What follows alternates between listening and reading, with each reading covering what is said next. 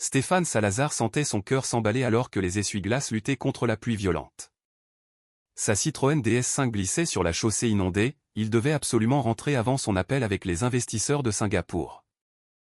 Mais quelque chose attira son attention. Deux silhouettes voûtées sous un arbre, enlacées et tremblantes.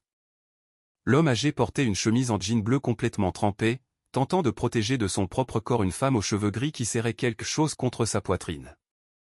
Même de loin, même avec la pluie qui déformait tout, Stéphane ressentit une oppression étrange. Il freina brusquement, sortit en courant de la voiture sans même fermer la portière. Son costume italien fut trempé en quelques secondes. L'eau lui fouettait le visage, mais il le remarquait à peine. Ses chaussures de ville s'enfonçaient dans la boue alors qu'il courait vers le couple. À l'aide, ils ont besoin d'aide. C'est alors qu'il vit les visages. Le monde s'arrêta. Maman, papa. Monique leva lentement le visage. Ses lèvres étaient violettes de froid, ses cheveux mouillés collés au front. Elle serra plus fort contre sa poitrine un sac en plastique déchiré, tentant de protéger ce qu'il y avait à l'intérieur. Jean-Pierre, à ses côtés, fit un pas en arrière, se mettant devant sa femme. Stéphane. La voix de Monique sortit faible, presque inaudible dans le fracas de l'orage. Qu'est-ce que vous faites ici? Comment?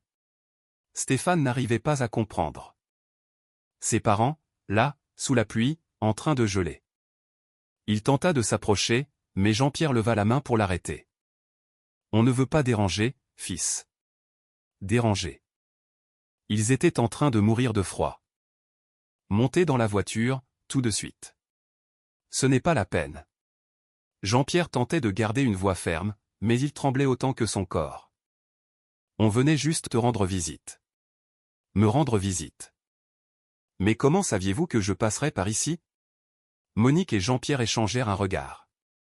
Elle serra les lèvres, tentant de contrôler les pleurs qui se mêlaient à la pluie sur son visage. On ne savait pas, dit finalement Monique. On allait chez toi, au domaine près de Lyon. Le sang de Stéphane se glaça plus que la pluie. Mais je n'habite plus là-bas. J'ai déménagé il y a. Il déglutit difficilement. Il y a 7 mois. Le silence qui suivit ne fut brisé que par le bruit de l'orage. Monique laissa échapper un sanglot. Jean-Pierre ferma les yeux comme s'il avait reçu un coup de poing. 7 mois, répéta le père, la voix sortant à peine. J'allais appeler. Je jure que j'allais appeler pour prévenir, mais avec la fusion de l'entreprise et les nouveaux contrats, Stéphane n'arrivait pas à finir ses phrases. Les excuses mouraient dans sa gorge. C'est bon, fils. Monique tenta de sourire, mais ses lèvres tremblaient trop. On te comprend. Tu es un homme occupé. Depuis combien de temps marchez-vous? Jean-Pierre baissa les yeux vers ses propres mains calleuses. On a quitté la maison à 7 heures ce matin. On a pris le TER, puis un car. Ensuite, le chauffeur a dit qu'on devait descendre parce que l'itinéraire avait changé. Alors on a vu l'ancienne adresse notée et on a décidé d'y aller à pied. Ça ne semblait pas si loin sur la carte. Stéphane regarda sa montre. Il était 17h30. Ils avaient marché plus de 10 heures sous la pluie. Pourquoi vous ne m'avez pas appelé? Je serais venu vous chercher. Monique éclata finalement en sanglots plus forts, se couvrant le visage de ses mains mouillées. On a essayé d'appeler, dit Jean-Pierre. Hier, avant-hier, la semaine dernière. On tombe toujours sur la messagerie et quand la dame répond, elle dit que tu es en réunion. La réalité frappa Stéphane comme la foudre. Sandrine. Sa femme répondait toujours à son téléphone quand il était à la maison. Elle filtrait les appels. Elle disait que c'était pour qu'il ne stresse pas avec des problèmes inutiles. Il n'avait jamais imaginé qu'elle bloquait les appels de ses propres parents. Montez dans la voiture, dit-il. La voix plus ferme maintenant. Maintenant. Je n'accepterai pas de non pour réponse. Fils, tes sièges en cuir vont être ruinés, tenta d'argumenter Monique, tremblant encore violemment. Que les sièges soient ruinés. Vous allez monter dans cette voiture même si je dois vous porter moi-même. Quelque chose dans le ton de Stéphane fit finalement céder Jean-Pierre. Le vieil homme hocha la tête et aida Monique à se relever. C'est alors que Stéphane vit l'ampleur de la situation. Leurs vêtements n'étaient pas seulement vieux, c'étaient les mêmes qu'il portait 5, peut-être 10 ans auparavant. La chemise en jean de Jean-Pierre avait des rapiessages mal faits. Le manteau beige de Monique était si usé qu'il semblait transparent sous la pluie. Et le sac que Monique tenait. Stéphane vit enfin ce qu'il y avait à l'intérieur. Des cadeaux. De petits paquets enveloppés dans du papier décoré à la main, complètement détrempés. Certains se défaisaient déjà, laissant voir ce qui semblait être des vêtements tricotés main. « C'est ton anniversaire aujourd'hui » dit Monique à voix basse en voyant le regard de son fils. On ne pouvait pas laisser passer ça. Stéphane avait complètement oublié qu'il fêtait ses 42 ans aujourd'hui. Entre réunions, rapports et négociations, son propre anniversaire était devenu insignifiant. Alors qu'il aidait ses parents à monter dans la voiture, Stéphane remarqua quelque chose qui le fit s'arrêter net. Les pieds de Jean-Pierre. Il portait des chaussures si vieilles que la semelle se séparait presque du reste. Et Monique. Monique portait des tonnes en plastique sous la pluie après avoir marché des kilomètres. « Mon Dieu » murmura-t-il. Dans la chaleur de la voiture, Monique commença à tousser, une toux profonde qui semblait venir du fond de la poitrine. Jean-Pierre lui frotta le dos pour essayer de l'aider, mais ses propres mains tremblaient de façon incontrôlable. « Depuis combien de temps a-t-elle cette toux » demanda Stéphane en enlevant sa propre veste pour la poser sur les épaules de sa mère.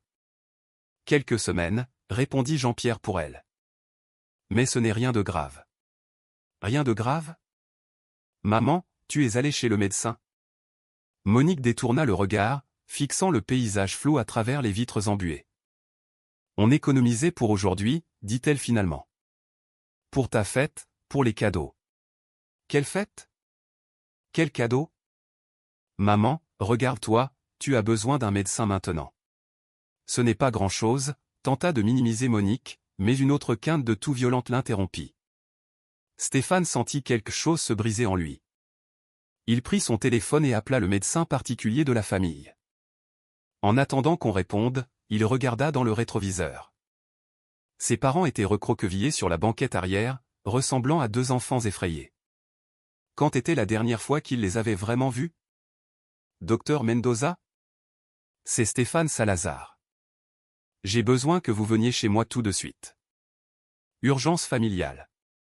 Il raccrocha et recommença à conduire, mais ses pensées étaient ailleurs. 7 mois.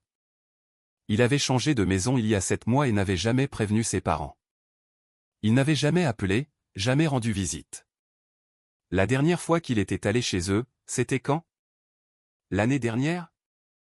Il y a 2 ans ? Fils, dit Jean-Pierre à voix basse depuis l'arrière.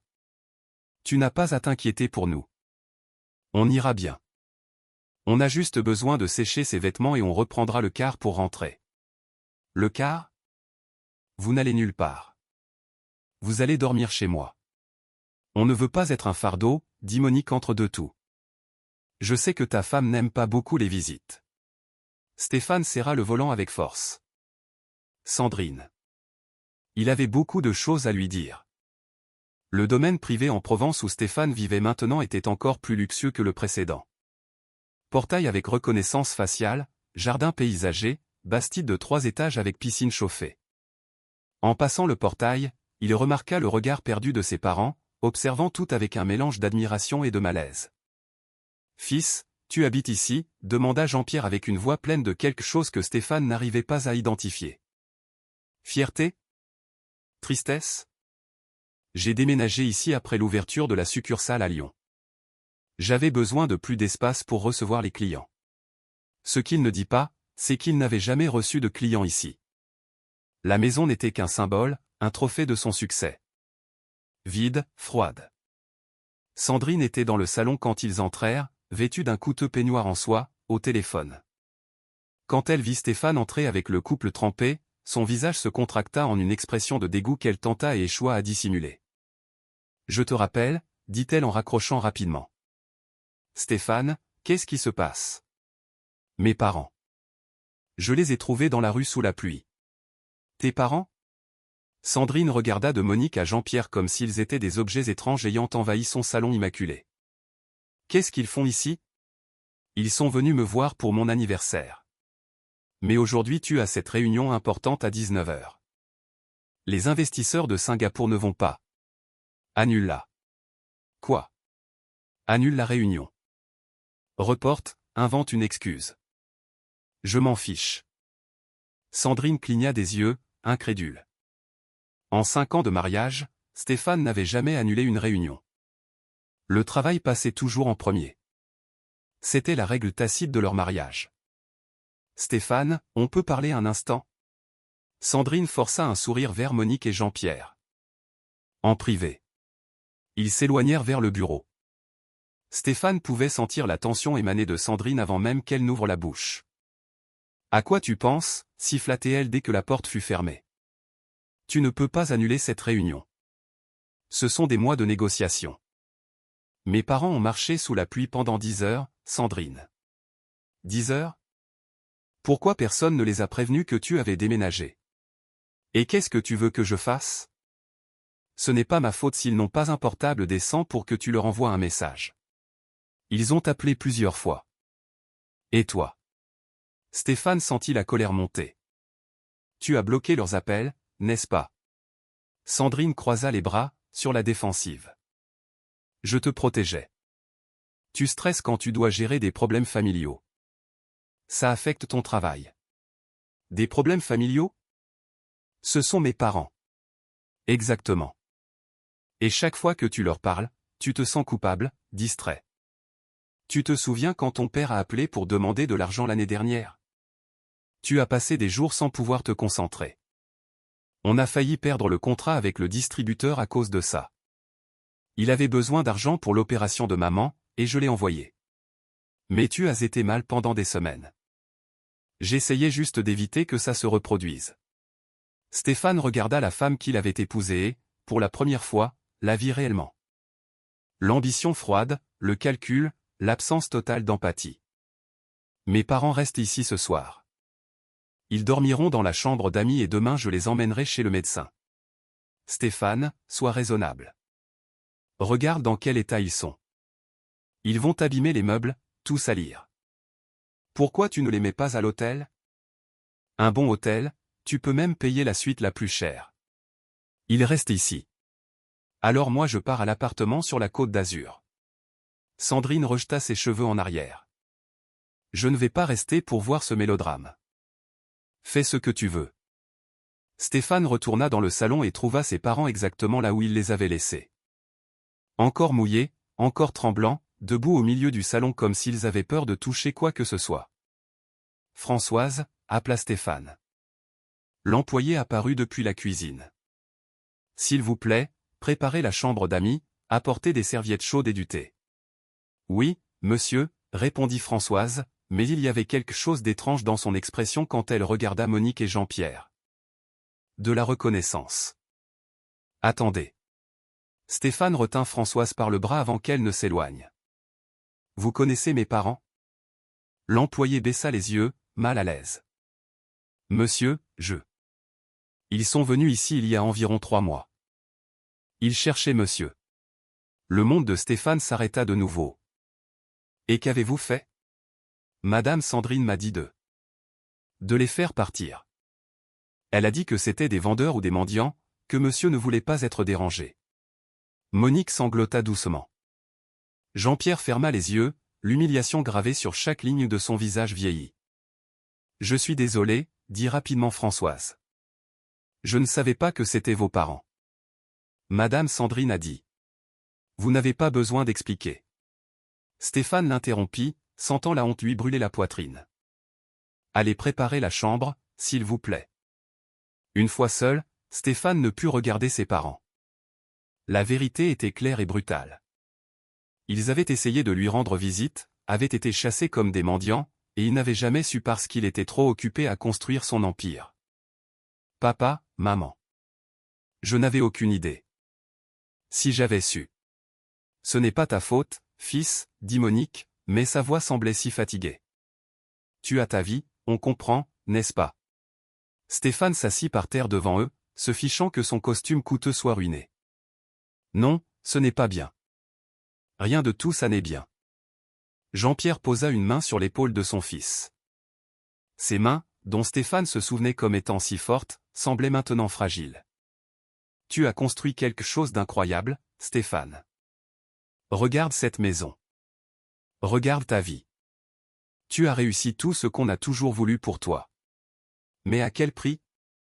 Stéphane regarda les cadeaux trempés que Monique tenait encore. Qu'est-ce qu'il y a dans ces paquets? Monique hésita avant d'ouvrir le sac déchiré. À l'intérieur, il y avait 4 petits paquets. Elle ouvrit le premier avec précaution. C'était une écharpe tricotée aux couleurs bleu et blanc que Stéphane portait enfant, celle de l'équipe qu'ils supportaient ensemble, l'Olympique de Marseille. Ça m'a pris 4 mois pour la faire, dit-elle à voix basse.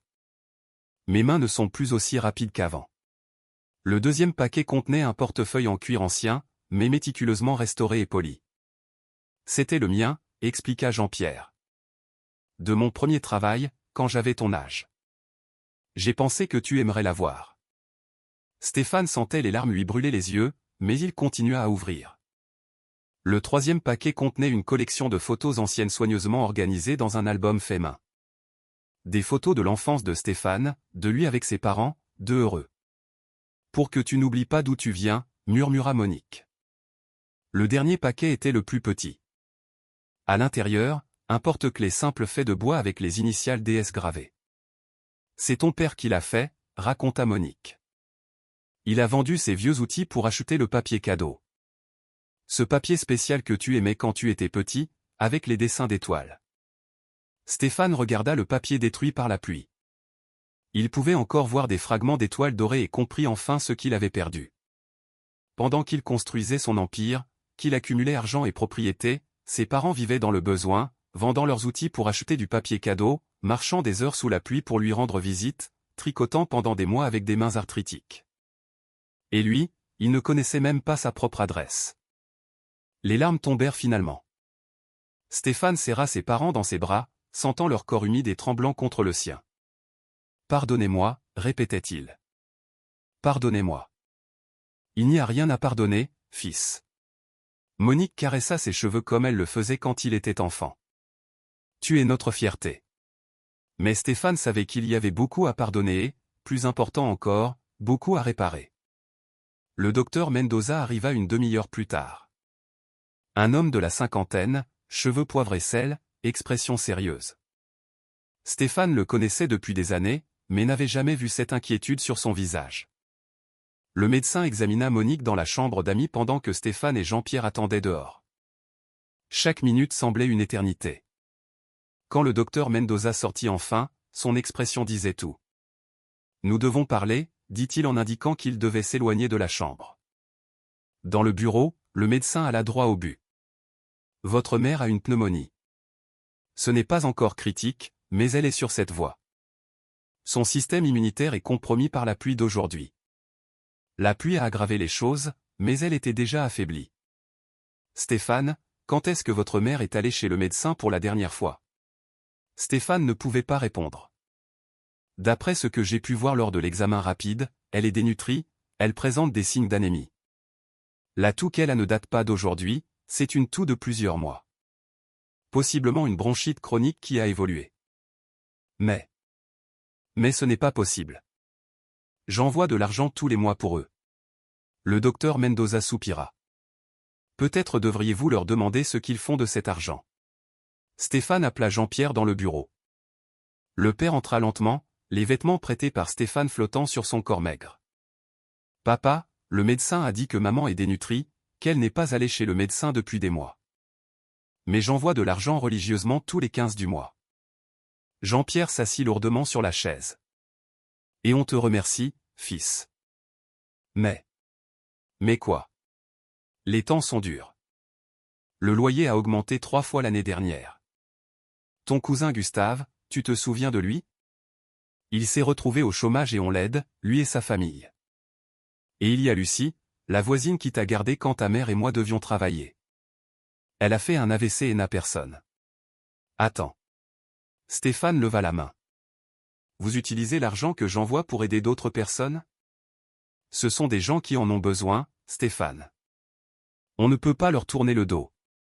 Mais vous aussi vous en avez besoin. Regardez-vous. Regarde l'état de maman.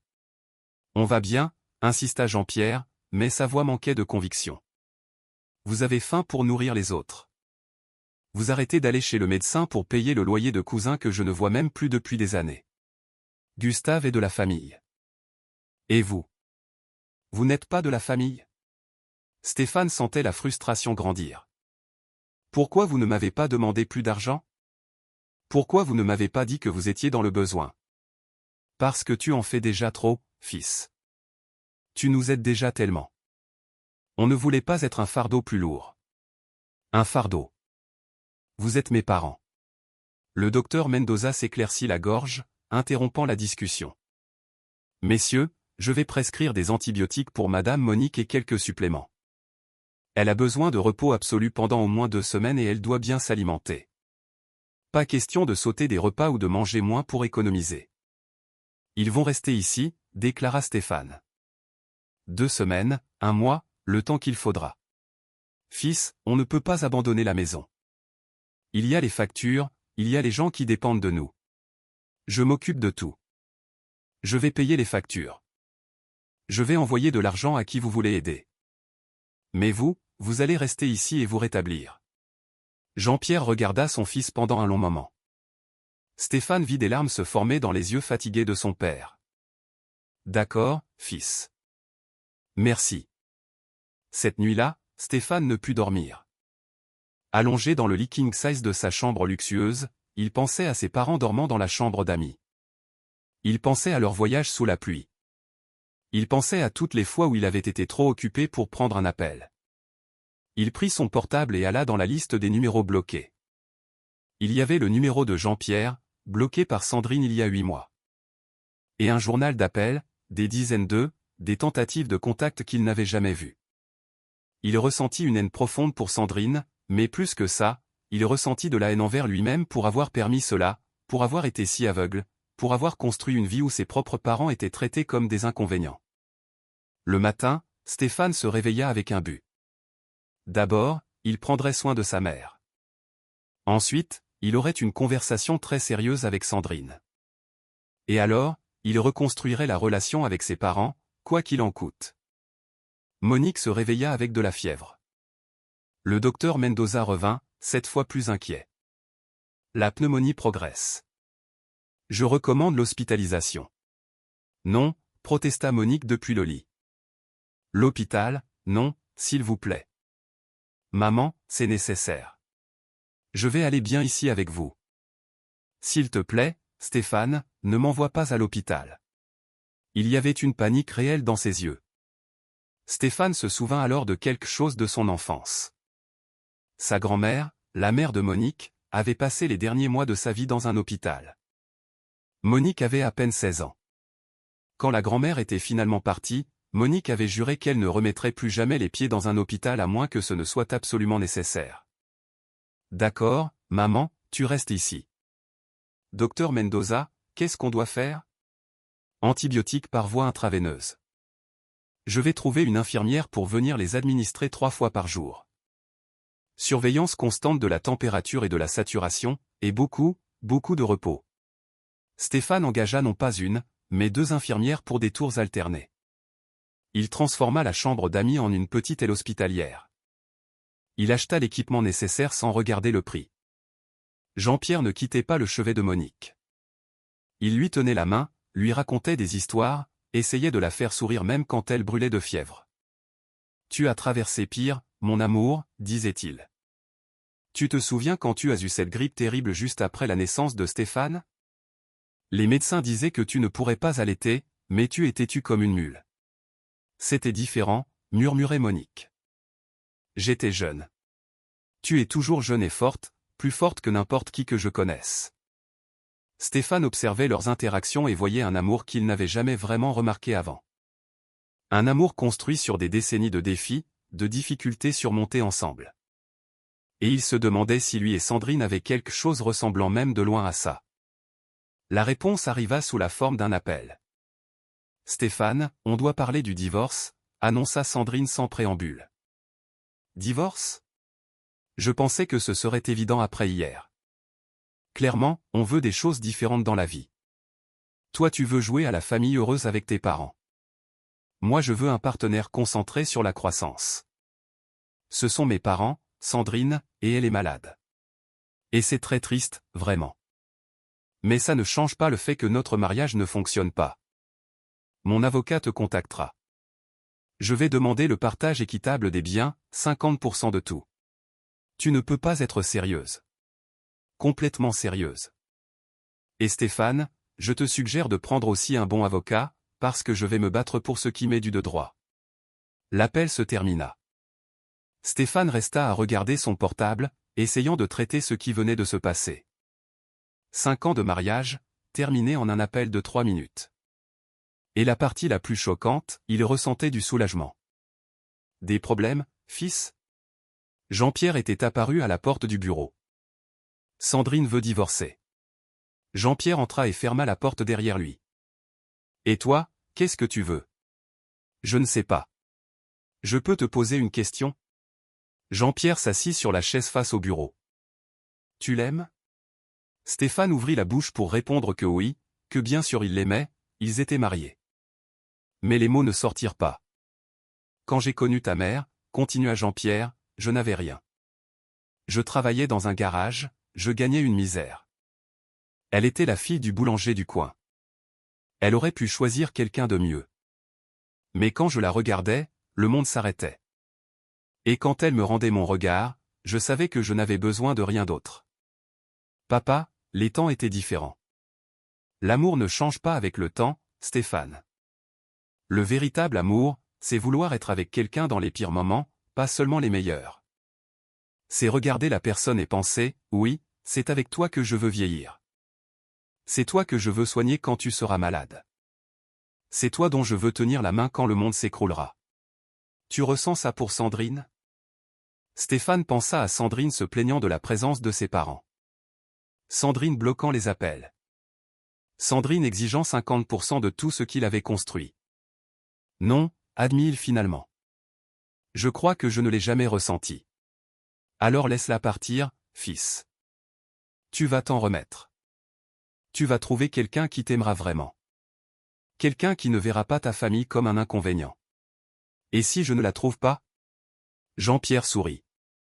Tu la trouveras parce que tu es un homme bon, Stéphane. Tu as juste besoin de te le rappeler. Dans les jours suivants, la maison de Stéphane se transforma. Monique allait mieux lentement sous les soins constants. Jean-Pierre explorait la maison, découvrant des photos de Stéphane dans chaque pièce, mais aucune des parents, aucune de famille. Fils, dit-il un jour, tu as honte de nous? La question prit Stéphane complètement par surprise. Quoi? Non. Pourquoi tu penses ça? Il n'y a pas une photo de nous ici, pas une seule. C'est comme si on n'existait pas. Stéphane regarda autour de lui. C'était vrai. Il y avait des photos de lui recevant des prix, des photos avec des clients importants, même des photos de Sandrine lors d'événements mondains, mais aucune de ses parents, aucune de son enfance, aucune d'où il venait. Il n'avait pas d'excuses. Sandrine disait que ça faisait trop personnel, que des maisons comme ça devaient être minimalistes, tournées vers le présent et le futur, pas vers le passé. Et tu étais d'accord. Je n'y ai même pas réfléchi, pour être honnête. Jean-Pierre hocha la tête lentement. Tu sais ce qui m'attriste le plus, Stéphane? Ce n'est pas que tu nous aies oubliés nous.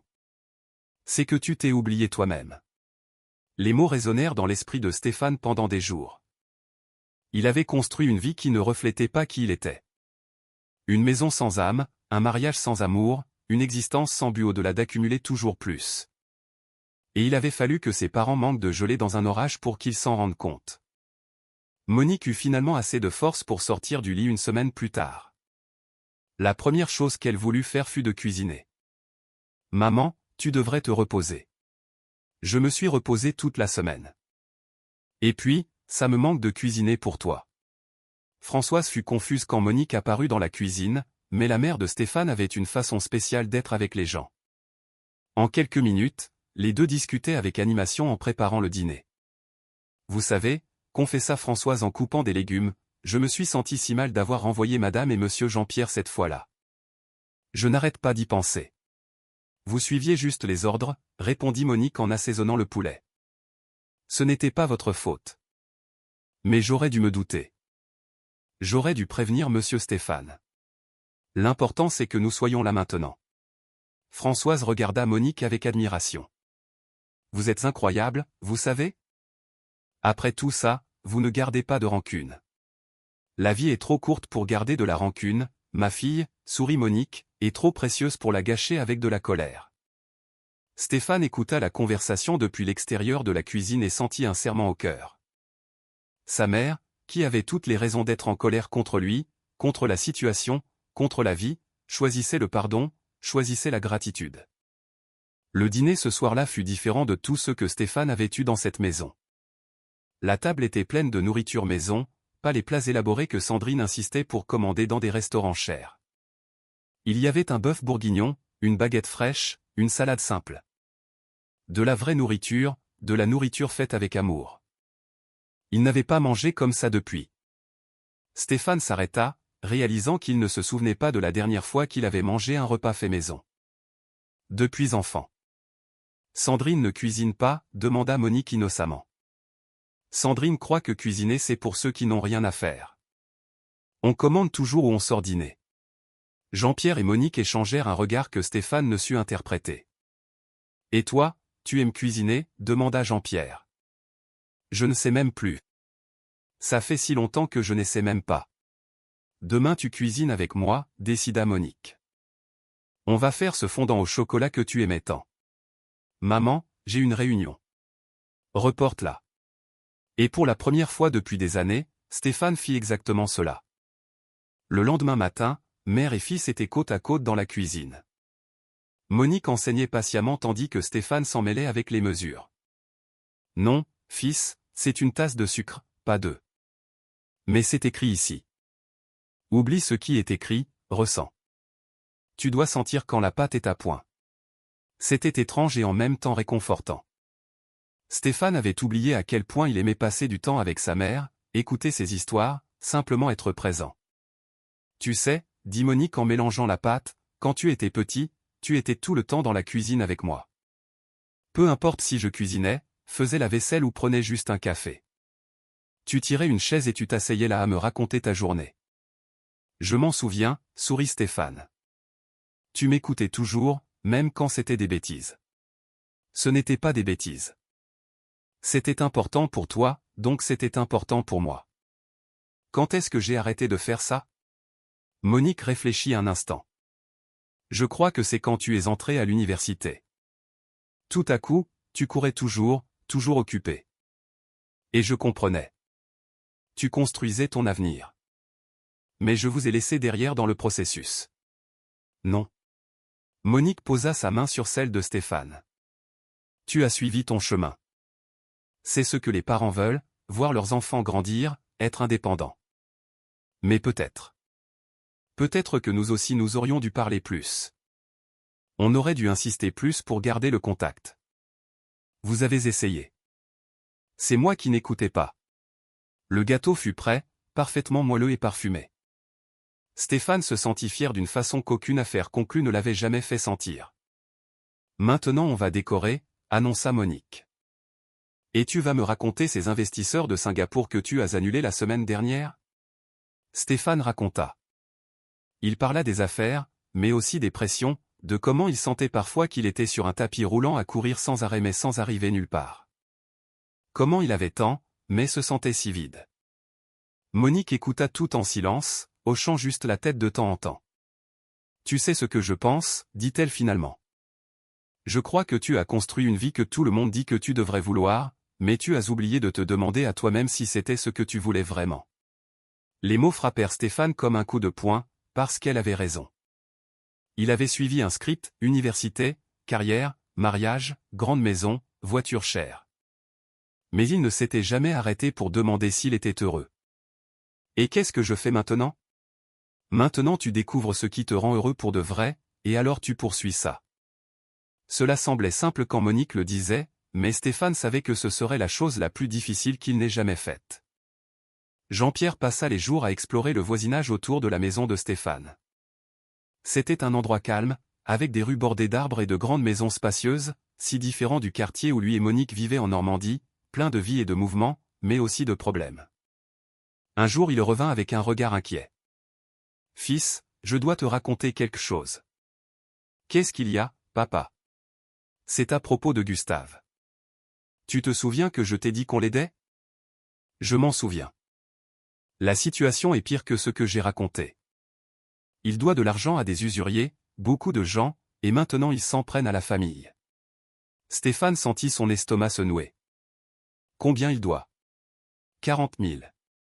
40 000 euros? Il a pris des emprunts pour essayer d'ouvrir une affaire, ça n'a pas marché et les intérêts se sont accumulés. Et toi et maman essayaient d'aider à payer ça. Stéphane n'arrivait pas à y croire. C'est pour ça qu'ils avaient faim. C'est pour ça que maman n'allait pas chez le médecin. C'est la famille, Stéphane. Son père, ton oncle Albert, m'a beaucoup aidé quand j'étais jeune. Je ne peux pas tourner le dos à son fils. Mais vous risquez de ruiner votre propre santé. Jean-Pierre soupira lourdement. Tu ne comprends pas. Quand tu as si peu, la famille c'est tout. C'est le seul filet de sécurité que tu as. Si nous ne nous aidons pas, qui le fera? Stéphane voulait crier qu'il aiderait, qu'il avait assez d'argent pour tout résoudre, mais il savait que ce n'était pas si simple. Pas quand ses parents avaient de la fierté, pas quand ils voyaient le fait de demander de l'aide comme un fardeau. Je vais virer l'argent à Gustave aujourd'hui. Je vais liquider sa dette. Non, fils, tu ne peux pas faire ça. Pourquoi pas? Parce que si tu résous tous les problèmes, il n'apprendra jamais, il ne grandira jamais. Mais si je ne résous pas ça, vous allez continuer à vous sacrifier et je ne permettrai pas ça. Père et fils se regardèrent, aucun disposé à céder. D'accord, dit finalement Stéphane, je vais faire la chose suivante. Je vais payer la dette de Gustave, mais à une condition. Il vient travailler pour moi. Comment ça? J'ai besoin de quelqu'un pour gérer l'entrepôt de l'entreprise à Lyon. C'est un travail honnête, salaire fixe. S'il accepte et s'engage, la dette est soldée. S'il refuse ou ne le prend pas au sérieux, alors c'est son problème. Jean-Pierre réfléchit un long moment. Ça me paraît juste. Je vais lui parler. Mais Stéphane avait encore plus à dire. Et une autre chose, vous allez déménager ici. Stéphane. Ce n'est pas discutable, papa. Cette maison a 6 chambres, 2 étages que je n'utilise même pas.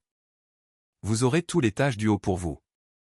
Intimité totale, mais vous serez ici, où je peux prendre soin de vous, où le médecin peut venir facilement, où maman peut recevoir le traitement adéquat. Et Sandrine ne vit plus ici et même si elle vivait encore là, c'est ma maison, ma décision. Jean-Pierre avait les larmes aux yeux. On ne veut pas être un fardeau. Vous n'avez jamais été un fardeau. J'ai été le fils terrible. Laisse-moi arranger ça, s'il te plaît. C'est le mot « s'il te plaît » qui brisa la résistance de Jean-Pierre. Il hocha la tête, incapable de parler. Ce week-end-là, Stéphane loua une camionnette et alla avec ses parents jusqu'à la maison où ils vivaient, en Normandie. C'était un long trajet jusqu'à leur village, et à chaque kilomètre, Stéphane sentait grandir la honte. Combien de temps s'était écoulé depuis sa dernière visite? La maison était une masure délabrée dans une ruelle étroite, murs fissurés, toit avec des trous rapiécés avec une bâche. Les vêtements de Monique étaient pendus sur un étendoir improvisé dans le salon parce qu'il n'y avait pas de cour. La cuisine pouvait à peine contenir une personne. Vous vivez ici? Stéphane pouvait à peine le traiter. Elle est petite, mais elle est à nous, dit Monique avec une pointe de fierté dans la voix. Stéphane marcha dans l'espace réduit, voyant les quelques biens de ses parents. Vêtements vieux, meubles donnés, une gazinière qui devait avoir 20 ans, un réfrigérateur qui faisait plus de bruit que de froid. Dans la minuscule chambre, Stéphane vit quelque chose qui le fit s'arrêter. Des photos. Des centaines d'elles collées au mur. Photos de lui, de l'enfance, de la remise de diplôme, du mariage. Même des photos récentes qu'il avait publiées sur les réseaux sociaux et dont il ne savait même pas que ses parents les voyaient. C'est mon coin de fierté, expliqua Monique en entrant derrière lui. J'aime me réveiller et voir mon fils, voir tout ce que tu as accompli. Stéphane s'assit sur le lit étroit où dormaient ses parents et commença à pleurer. Pas des pleurs silencieux, mais des sanglots profonds qui sortaient d'un lieu de douleur dont il ne soupçonnait même pas l'existence. Ses parents vivaient dans cet endroit minuscule, dans ces conditions, pendant que lui dormait dans une demeure avec 6 chambres vides. Ses parents collaient des photos de lui au mur pour se sentir proches, alors qu'il n'avait même pas une photo d'eux chez lui. Ses parents avaient marché 10 heures sous la pluie pour lui rendre visite alors qu'il était trop occupé pour passer un appel. Monique et Jean-Pierre étreignirent leur fils, le laissant pleurer. « C'est bon, fils, » murmurait Monique. « Tu ne savais pas. »« J'aurais dû savoir, » cria Stéphane entre les sanglots. « J'aurais dû venir ici. J'aurais dû demander. J'aurais dû m'inquiéter. » Tu t'inquiétais. Tu envoyais de l'argent chaque mois. De l'argent. Stéphane riait amèrement comme si l'argent suffisait. Vous aviez besoin de moi et je n'étais pas là. Il fallut du temps pour que Stéphane se calme. Quand il y parvint enfin, ils commencèrent à emballer les affaires. Ce n'était pas grand-chose. Les vêtements tenaient dans 2 valises, les quelques objets personnels dans un carton, les photos du mur soigneusement retirées et rangées. Pendant qu'ils travaillaient, les voisins apparurent. Lucie, qui avait fait l'AVC et que Monique aidait. Monsieur Arthur, veuf, à qui Jean-Pierre faisait les courses quand il n'avait pas la force. Madame Thérèse, que Monique visitait tous les vendredis parce qu'elle n'avait personne. Vous allez nous manquer, dit Madame Thérèse en séchant ses larmes. Monique, qui va prendre le café avec moi maintenant?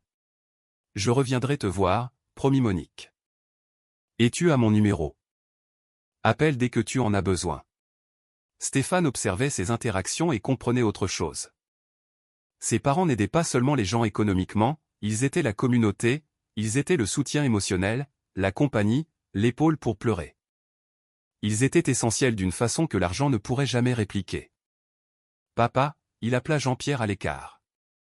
Je vais continuer à envoyer de l'argent à ces gens. Ce n'est pas pour que vous arrêtiez d'aider, c'est pour que vous n'ayez pas à vous sacrifier pour ça. Jean-Pierre serra l'épaule de son fils. Tu as bien grandi, Stéphane. Très bien. De retour à la maison, ou plutôt à leur maison, qui serait maintenant la leur aussi, Monique regardait par la fenêtre avec un mélange d'émotions. Ça va me manquer, admit-elle. Cette petite maison, ce quartier, c'était notre foyer pendant si longtemps. Mais maintenant vous avez un nouveau foyer, dit Stéphane. Un foyer meilleur, un foyer avec moi. Tu crois que ta femme va être d'accord? Ce n'est plus ma femme, ou du moins elle ne le sera bientôt plus. Monique et Jean-Pierre échangèrent des regards, mais ne posèrent pas de questions. Stéphane les en remercia. Faire visiter la maison à ses parents fut surréaliste. Chaque pièce était plus grande que la maison entière où ils vivaient. Monique touchait les meubles avec révérence, comme si elle craignait de casser quelque chose. C'est trop grand pour nous, fils. C'est la bonne taille. Vous méritez de l'espace, vous méritez du confort. Françoise avait préparé l'étage exactement comme Stéphane l'avait demandé. Une chambre spacieuse pour ses parents, avec un lit confortable et une salle de bain privée. Un petit salon juste pour eux, même un balcon avec vue sur le jardin. Si vous voulez changer quelque chose, dites-le moi, expliqua Stéphane. Vous pouvez décorer comme vous voulez. C'est votre espace. Monique explorait chaque recoin avec des yeux brillants. Il y a même une baignoire, rit-elle. Je n'ai jamais eu de baignoire de ma vie. Maintenant tu en as une et tu peux l'utiliser quand tu veux. Cette nuit-là, Stéphane prépara le dîner. Ce n'était pas aussi bon que celui de sa mère, mais elle fit l'éloge de chaque bouchée comme si c'était la meilleure nourriture du monde. Tu te débrouilles bien, fils. Tu as juste besoin de pratique. Maman, je peux te poser une question? Bien sûr. Pourquoi vous ne m'avez jamais raconté que les choses étaient si difficiles? Pourquoi vous n'avez jamais demandé plus d'aide? Monique posa sa fourchette, pensive. Parce que tu avais déjà fait tant. Tu es sorti de ce quartier, tu as étudié, tu as construit une vie. On était si fiers et on ne voulait pas que tu te sentes coupable ou obligé d'en faire plus. Mais je voulais en faire plus. Si j'avais su. Je sais, fils, mais la fierté est quelque chose de compliqué, surtout pour les parents. On veut voir les enfants voler, pas attachés à nos besoins. Mais la famille ne s'agit pas d'attacher, il s'agit de soutenir, il s'agit d'être ensemble. Monique sourit avec tristesse. Tu as appris ça maintenant. Nous aurions dû te l'enseigner mieux quand tu étais plus jeune. Vous l'avez enseigné parfaitement. C'est moi qui l'ai oublié. Dans les jours suivants, une routine s'installa. Stéphane se réveillait tôt et prenait le petit déjeuner avec ses parents. Il avait encore du travail, des réunions, des décisions à prendre, mais maintenant il faisait tout depuis la maison, refusant les voyages inutiles. Monique se renforçait chaque jour. Ses joues retrouvaient de la couleur, l'atout diminuait. Elle commença à explorer la cuisine, faisant de petites améliorations, l'organisant à son goût. Jean-Pierre découvrit le jardin. Stéphane avait des jardiniers qui venaient 2 fois par semaine. Mais son père demanda à s'occuper personnellement d'une partie. Bientôt, il y eut un petit potager qui poussait avec des tomates, de la laitue et des herbes. Ça me manquait d'avoir un potager, expliqua Jean-Pierre en montrant les pousses à Stéphane. Dans l'ancienne maison, il n'y avait pas de place. Tu peux faire ce que tu veux ici, papa. La propriété est grande. Je pensais. Peut-être faire une zone plus grande, planter plus de variétés, je pourrais même commencer à vendre le surplus aux voisins. Stéphane voyait l'émotion dans les yeux de son père et ressentait un bonheur authentique. Quand était la dernière fois qu'il avait vu Jean-Pierre ainsi? Mais la paix fut interrompue quand Sandrine décida de visiter. Elle arriva sans prévenir, accompagnée d'un homme en costume. « Voici mon avocat, maître Moral », annonça TL. « Nous sommes venus pour une évaluation préliminaire des biens. » Sandrine, ça peut attendre. Non, ça ne peut pas. Plus vite on règle ça, mieux ce sera pour tout le monde. Monique et Jean-Pierre étaient dans le salon et furent témoins de tout. Stéphane vit l'expression de malaise sur leur visage. On peut faire ça un autre jour. Quand mes parents ne seront pas là. Ah, tes parents. Sandrine les regarda avec un dédain à peine dissimulé. Ils sont toujours là? Je pensais qu'ils seraient déjà rentrés chez eux. C'est leur maison maintenant, dit Stéphane d'une voix ferme. Comment ça? Ils vivent ici avec moi. Sandrine rit, un son aigu et désagréable. Tu ne peux pas être sérieux, Stéphane. Cette maison vaut 4 millions et tu vas la transformer en asile? Le silence qui suivit fut lourd. Monique se leva lentement. Viens, Jean-Pierre, on monte. Non, dit Stéphane. Vous n'avez pas à partir. C'est Sandrine qui doit partir. Stéphane Salazar. Je suis encore ta femme. Pour l'instant. Maître Moral, je vais engager mon propre avocat. Tous les contacts se feront par leur biais. Sandrine, j'aimerais que tu quittes ma propriété. Ta propriété? La moitié est à moi. Peut-être, et tu recevras tout ce qui te revient. Mais pour l'instant tu ne vis plus ici et tu n'es pas la bienvenue. Sandrine le regarda comme si elle le voyait pour la première fois. Tu as changé, dit-elle, et ce n'était pas un compliment. Oui, j'ai changé, et Dieu merci pour ça. Après qu'elle fut sortie, Stéphane s'assit lourdement sur le canapé. Ses mains tremblaient. Désolé, dit-il à ses parents. Vous n'auriez pas dû assister à ça. Fils. Jean-Pierre s'assit à côté de lui. Tu n'as pas à t'excuser. Tu as défendu ta famille, tu nous as défendus. Elle avait raison sur une chose.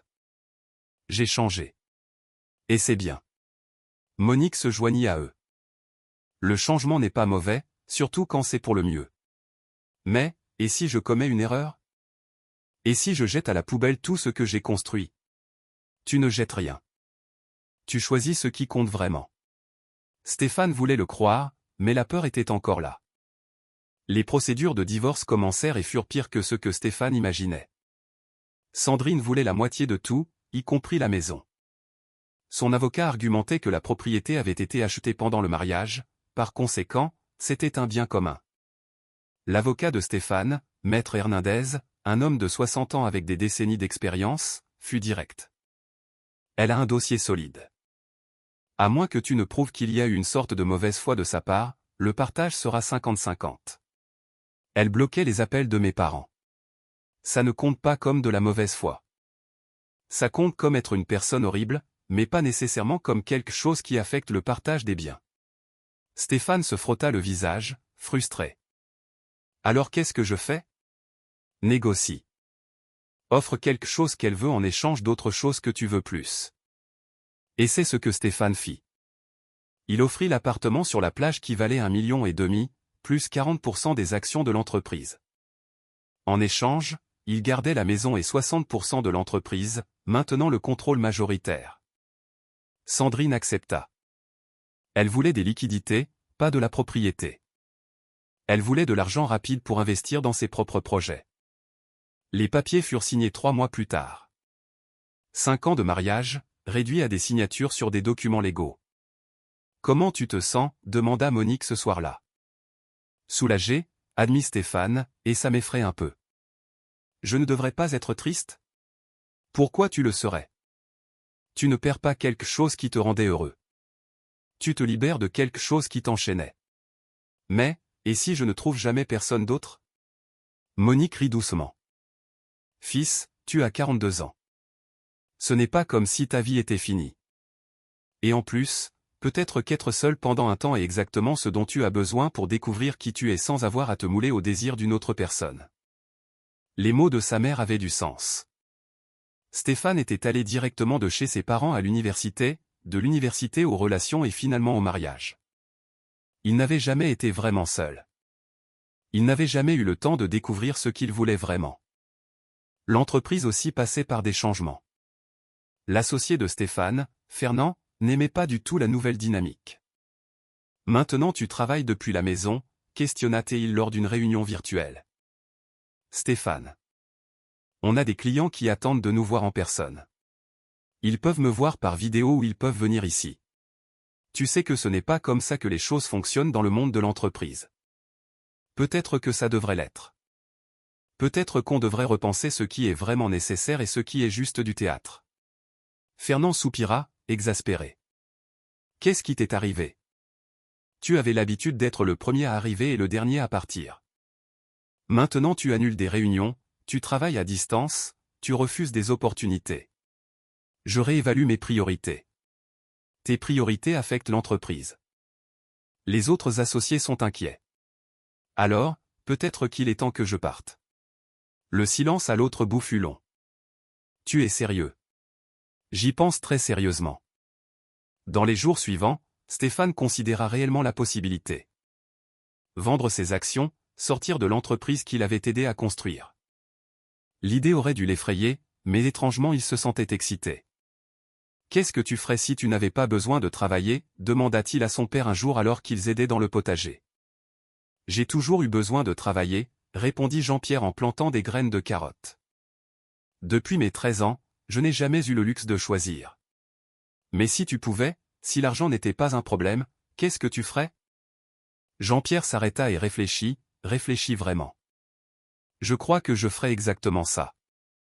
Je planterais, je m'occuperais d'un potager plus grand, peut-être que j'élèverais quelques poules, je vendrais sur un petit marché les week-ends.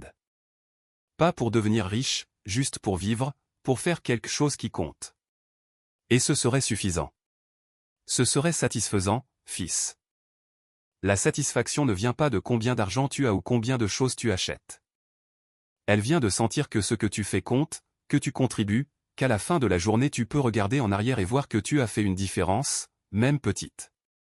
Stéphane resta en silence un moment, traitant l'information. Je ne sais pas si j'ai déjà fait une différence dans quoi que ce soit. Tu fais une différence pour moi, pour ta mère, pour Françoise que tu traites avec respect, pour Gustave à qui tu donnes une seconde chance. Tu fais une différence, fils. Tu as juste besoin de la faire aux bons endroits. Cette conversation resta avec Stéphane. Il commença à voir son travail différemment. Les rapports, les réunions, les affaires, rien de tout ça ne comptait vraiment dans le grand schéma des choses. Il construisait de la richesse. Oui, mais pourquoi? Pour qui? La réponse vint d'un endroit inattendu.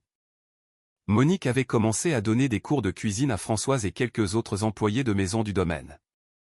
Ça commença de manière informelle, mais bientôt il y eut un petit groupe qui se réunissait dans la cuisine de Stéphane 2 fois par semaine.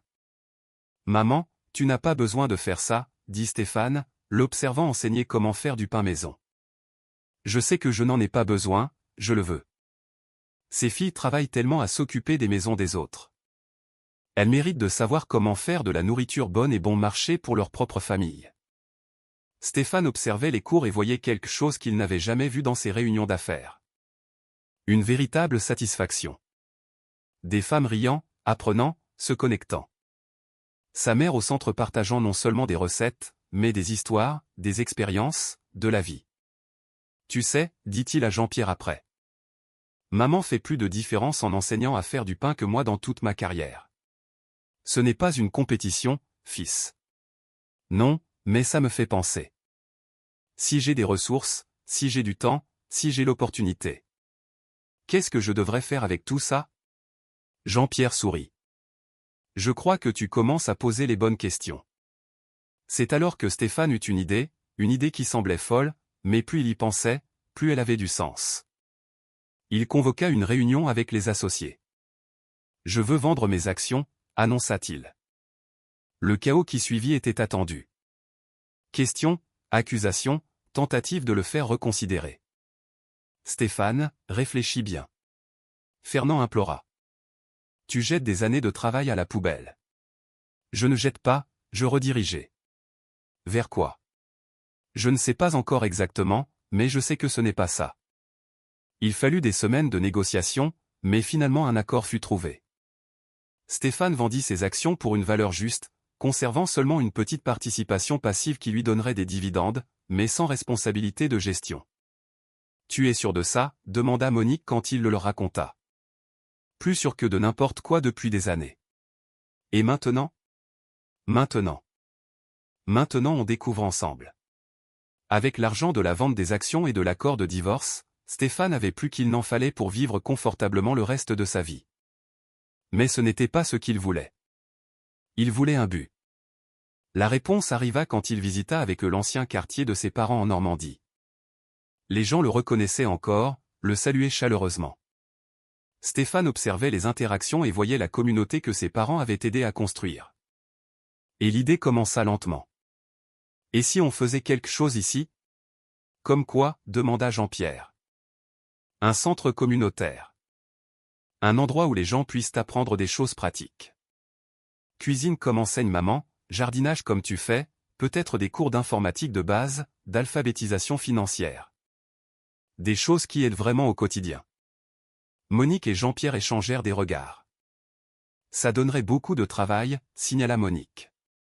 Je sais, mais ce serait un travail qui compte. Et ce serait cher. J'ai de l'argent. Et plus important, maintenant j'ai du temps. Fils, dit Jean-Pierre soigneusement. Tu es sûr que tu ne fais pas ça juste pour nous? Par culpabilité? Ce n'est pas de la culpabilité. Ou peut-être un peu. Mais plus que ça, c'est parce que j'ai enfin compris ce que vous avez toujours su. Que la vraie richesse n'est pas dans ce que tu as, mais dans ce que tu partages. Le projet du centre communautaire commença petit. Stéphane acheta un vieux bâtiment dans le quartier où vivaient ses parents, une ancienne halle de marché qui avait fermé des années auparavant. La rénovation se fit avec soin, respectant la structure originale, mais modernisant là où c'était nécessaire. Au rez-de-chaussée, une grande cuisine industrielle pour les cours de cuisine. Au premier étage, des salles pour différentes activités. Au deuxième, une bibliothèque communautaire et un espace d'études. Monique fut fondamentale dans la planification. Elle savait exactement ce dont la communauté avait besoin parce qu'elle en avait fait partie. Il doit y avoir un espace pour les enfants, insistait-elle. Beaucoup de mères ne peuvent pas prendre de cours parce qu'elles n'ont personne à qui laisser leurs enfants. Alors ils ajoutèrent une ludothèque avec des monitrices embauchées dans le quartier même. Et il doit y avoir des horaires flexibles, contribuait Jean-Pierre. Il y a des gens qui travaillent de jour, des gens qui travaillent de nuit. Si tu veux toucher tout le monde, tu dois avoir des options. Stéphane écoutait et apprenait. Il avait l'argent et la volonté, mais ses parents avaient quelque chose de plus précieux, une compréhension réelle des besoins de la communauté. Gustave, le cousin que Stéphane avait aidé, fut embauché comme gérant du centre.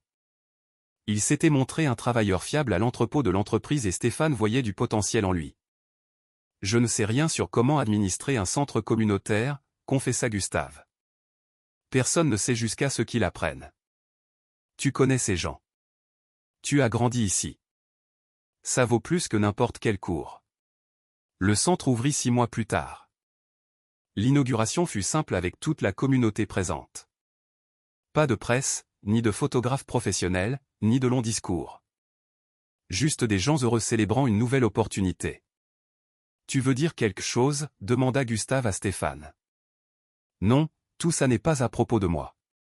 Mais Monique insista, les gens veulent te remercier, fils. Alors Stéphane monta sur une petite estrade improvisée et regarda vers la foule. C'étaient des visages de gens simples, travailleurs, mères au foyer, anciens, enfants. Des vrais gens, avec de vraies vies et de vrais problèmes. Je ne suis pas bon pour les discours, commença-t-il et quelques personnes rirent. Mais je voulais dire une chose. Cet endroit existe grâce à mes parents. Ils m'ont enseigné, ou plutôt, ils m'ont rappelé ce qui compte vraiment dans la vie. Et j'espère que ce centre pourra aider d'autres personnes à apprendre ce que j'ai appris. Que la communauté c'est tout. Que prendre soin les uns des autres n'est pas une faiblesse, c'est une force. Que partager ce que nous avons ne nous rend pas plus pauvres, cela nous rend plus riches. Les applaudissements furent chaleureux et sincères.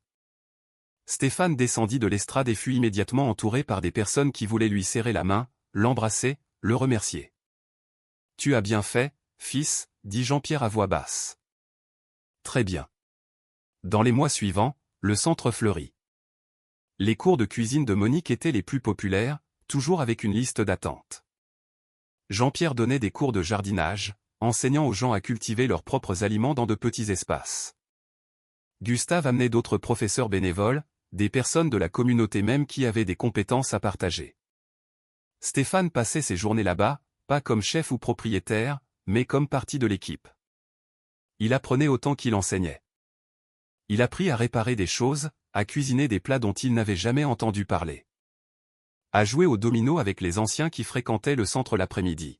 « Tu as l'air heureuse, Françoise » commenta-t-il un jour. Elle aussi avait commencé à être bénévole au centre en donnant des cours d'organisation domestique. « Je suis heureuse pour la première fois depuis des années. Vraiment heureuse. C'est différent du bonheur de conclure une grosse affaire. » Stéphane y pensa. Complètement différent.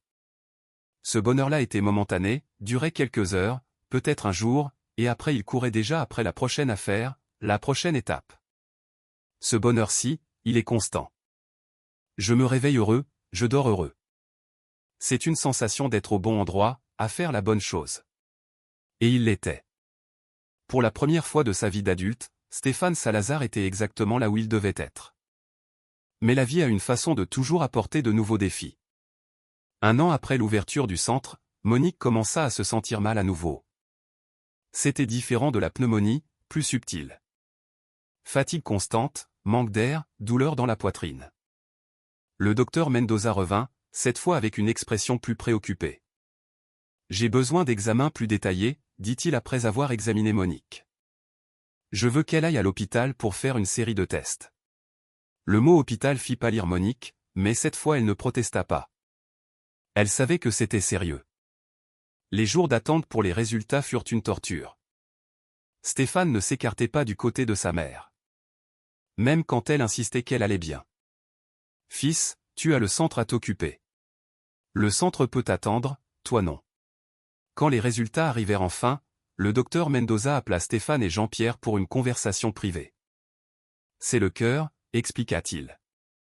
Madame Monique a un problème à la valve mitrale, probablement congénitale, mais qui s'est aggravé au fil des années par manque de soins médicaux et stress physique. Et qu'est-ce que ça signifie? Stéphane sentait la panique grandir. Ça signifie qu'elle a besoin d'une chirurgie. Ce n'est pas extrêmement urgent, mais ça ne peut pas non plus attendre trop longtemps. Je recommande de la faire dans les 2 prochains mois. Chirurgie, répéta Jean-Pierre d'une voix faible. C'est dangereux. Toute chirurgie cardiaque comporte des risques, mais Monique est relativement saine maintenant. Elle s'est bien remise de la pneumonie. Elle a une bonne chance. Je dirais 80 à 85% de succès. Stéphane fit des calculs rapidement. 15 à 20% de probabilité que quelque chose tourne mal. Les probabilités étaient bonnes, mais pas parfaites.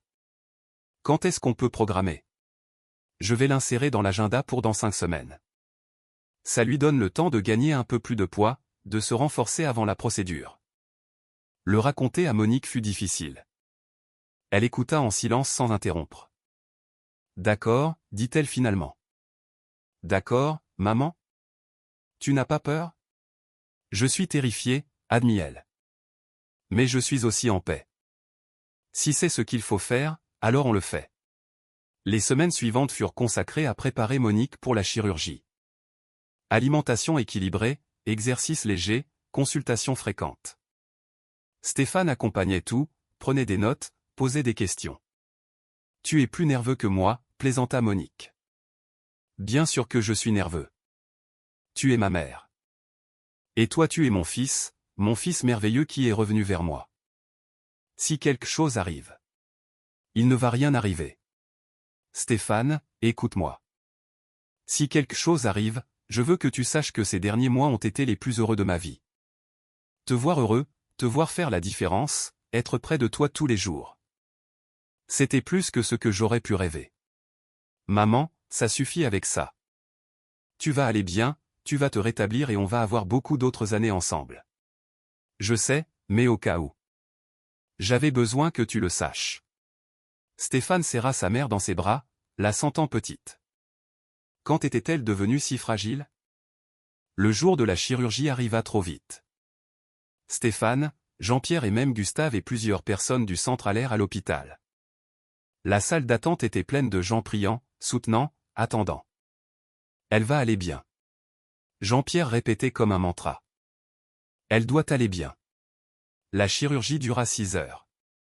6 heures de Stéphane allant d'un côté à l'autre, incapable de s'asseoir, incapable de se détendre. Jean-Pierre était assis en silence, les mains jointes, les lèvres bougeant en prière silencieuse. Quand finalement le docteur Mendoza apparut, encore en tenue chirurgicale, Stéphane courut. « Comment s'est passée la chirurgie ?»« Ça s'est bien passé, très bien. Nous avons réussi à réparer la valve sans complications. Elle est en réveil maintenant. » Stéphane sentit ses jambes flageoler de soulagement. Jean-Pierre commença à pleurer, des larmes silencieuses parcourant son visage vieilli. « Quand peut-on la voir ?»« Dans quelques heures, quand elle se réveillera de l'anesthésie. Mais je vous préviens, elle va être connectée à beaucoup de tubes et de machines. Ne vous effrayez pas. C'est normal. » Voir Monique aux soins intensifs fut, en effet, effrayant. Elle semblait si petite dans ce lit, entourée de machines qui bipaient, des tubes sortant de partout. Mais elle était vivante. Elle respirait. « Salut, maman », murmura Stéphane en lui prenant la main. « Tu as réussi. Tu es si forte. » Monique ne répondit pas, encore sous les effets de l'anesthésie, mais Stéphane jura qu'il sentit qu'elle lui serrait légèrement la main. La récupération fut lente. Monique passa une semaine aux soins intensifs, puis 2 semaines de plus en chambre normale. Stéphane et Jean-Pierre vécurent pratiquement à l'hôpital pendant ce temps. « Vous devez rentrer à la maison », insistait Monique quand elle eut enfin assez de force pour parler plus. « Vous reposez. »« On se repose ici », répondait Stéphane toujours. « Et le centre ? » Gustave s'en occupe. « Tout va bien. Vous allez tomber malade aussi si vous ne prenez pas soin de vous. » Mais il ne partait pas, il ne voulait manquer aucun moment. Quand Monique reçut enfin son autorisation de sortie, 3 semaines après la chirurgie, ce fut comme si un nouveau chapitre commençait. Elle était faible. Elle aurait besoin de mois de kinésithérapie et de récupération, mais elle était vivante, elle allait mieux. À la maison, Stéphane transforma le salon de l'étage en un centre de récupération temporaire. Il engagea un kinésithérapeute qui venait quotidiennement. Il s'assura que Monique suivait toutes les recommandations médicales. « Tu me gâtes trop », se plaignait Monique, mais elle souriait. Ce n'est jamais trop. Pendant la récupération, Monique commença à parler plus du passé, de son enfance pauvre, de sa rencontre avec Jean-Pierre, de la lutte pour élever Stéphane. « Il y a eu des moments, confessa-t-elle un jour, où je ne savais pas si on allait y arriver. Des moments où l'argent finissait avant la fin du mois. Des moments où j'allais dormir avec la faim pour que toi et ton papa puissiez manger. Maman, je ne savais pas. Parce qu'on n'a jamais voulu que tu le saches. On voulait que tu sois un enfant, que tu aies une enfance, que tu ne t'inquiètes pas des choses qui nous inquiétaient nous. Vous avez sacrifié tant. Et ça en valait la peine. Regarde l'homme que tu es devenu. Pas l'homme riche, pas l'entrepreneur. L'homme bon, généreux, qui se soucie des autres. Cet homme a toujours été là, fils. Il a juste été enterré un temps sous toutes ces pressions et attentes. Le centre s'est inspiré de vous, raconta Stéphane. De la façon dont vous avez toujours aidé d'autres personnes, même quand vous n'aviez rien à donner. La meilleure chose qu'on peut donner aux gens, ce n'est pas de l'argent, fils, c'est de l'espoir. C'est montrer que quelqu'un se soucie d'eux, c'est les faire se sentir vus. Ces conversations modelèrent Stéphane de manière qu'il découvrait encore. Chaque histoire de sa mère, chaque souvenir partagé était comme une pièce d'un puzzle qui s'emboîtait. 3 mois après la chirurgie, Monique était suffisamment forte pour retourner au centre. Quand elle entra, l'accueil fut incroyable. Des gens l'embrassaient, pleuraient, racontaient combien elle leur avait manqué. « On peut continuer les cours ?» demanda une jeune mère. « J'ai essayé de faire ce gâteau aux carottes que vous avez enseigné, mais il ne me réussit jamais pareil. »« Bien sûr que oui, » rit Monique. « On programme ça pour la semaine prochaine. On va faire une révision de tous les gâteaux. » Stéphane observait le cœur plein. Sa mère était presque partie. Presque. Mais elle était là, vivante, souriante, faisant la différence. Mais l'univers avait encore plus de leçons pour Stéphane. Un après-midi, une femme apparut au centre. Elle devait avoir environ 35 ans, cheveux bruns, attachés en queue de cheval, vêtements simples mais propres. « Excusez le dérangement », dit-elle à Stéphane. « Je cherche des informations sur les cours d'alphabétisation financière. » Bien sûr. Stéphane prit un prospectus. Les cours sont les mardis et jeudis soirs. Ils sont gratuits. Gratuits, répéta-t-elle incrédule. Vraiment? Vraiment. Tout ici est gratuit. Mais pourquoi? Parce que tout le monde mérite l'opportunité d'apprendre, indépendamment du fait d'avoir de l'argent ou non. La femme regarda Stéphane un long moment, les yeux pleins de larmes. Vous n'avez pas idée de ce que ça signifie. Je passe par un moment difficile. Je me suis séparé il y a 6 mois. J'ai 2 enfants et je n'arrive pas à organiser l'argent. Tout est en désordre. J'ai vu le prospectus du centre et j'ai pensé, je ne perds rien à demander, mais je n'ai jamais pensé que ce serait gratuit. Vous voulez visiter les lieux? Je peux vous montrer. Stéphane lui fit faire un tour complet du centre. La femme, qui se présenta comme Chloé, s'émut de plus en plus. C'est tout si accueillant, si humain. C'était l'intention. Et vous avez une garderie? Parce que je n'ai personne à qui laisser mes enfants le soir. Oui, nous avons. La ludothèque fonctionne à tous les horaires de cours. Chloé s'effondra en pleurs là, au milieu du couloir. Pardon, disait-elle entre 2 sanglots. C'est que ça fait si longtemps que quelqu'un n'aide pas sans rien vouloir en retour. Ça fait si longtemps que je ne sens pas que je vais pouvoir y arriver.